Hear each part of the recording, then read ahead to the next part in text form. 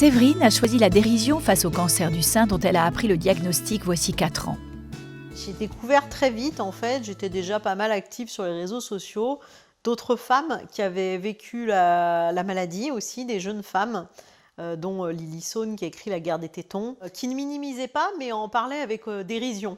Et qui en plus en avait fait quelque chose parce que par exemple elle avait écrit voilà, ces BD que j'ai commandé. D'autres personnes étaient passées par là et que maintenant elles allaient bien, qu'elles avaient entrepris des choses à titre associatif ou autre, mais qu'elles avaient fait des choses. Moi ça m'a donné en fait la pêche et je me suis dit je vais tourner ça en dérision. Ça permettait aussi de dédramatiser un petit peu avec mes enfants hein, qui à l'époque avaient 12 et 14 ans.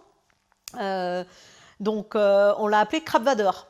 On l'a dessiné, enfin je l'ai dessiné, donc une oreille, enfin voilà la tête le masque de Dark Vador avec les pattes de crabe. Je me rappelle mon fils quand je partais en chimio, ouais vas-y maman, tu vas la voir le Crabvador et tout, faut lui faire sa fête.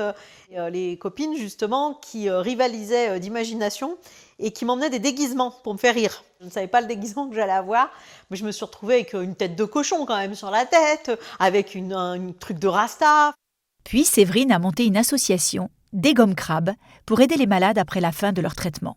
Pendant 1 an de soins, ou plus parfois, notre vie en fait elle est rythmée, c'est pas nous qui gérons notre vie hein, quasiment, hein, elle est rythmée en fonction des traitements médicamenteux, de ce que nous disent les médecins, des examens, et puis d'un coup ça se termine et on se retrouve là et qu'est-ce qu'on fait? Je me suis rendu compte que dans l'après finalement c'était pas si simple, qu'on était un petit peu lâché, et par le corps médical, ce qui est tout à fait normal, hein, mais aussi par l'entourage qui a envie de passer à autre chose. Non, c'est pas derrière moi, c'est un traumatisme, ça sera en moi tout le temps.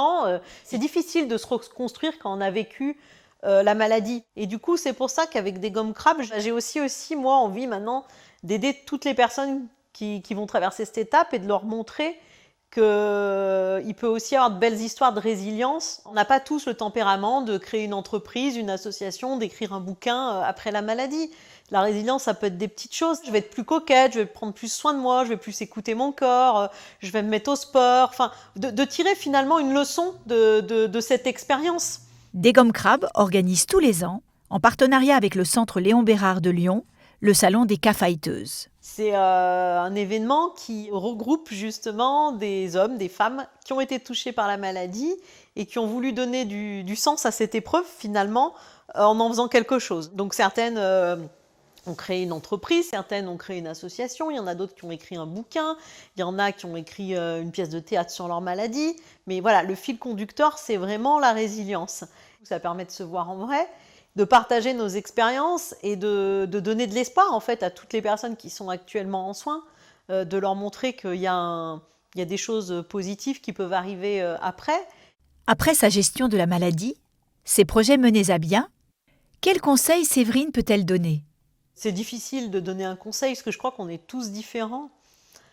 Moi, effectivement, de le prendre un petit peu, pas avec humour, mais plutôt en dérision, ça m'a aidé. Mais c'est mon tempérament, je ne suis pas sûre que ça convienne à quelqu'un d'autre.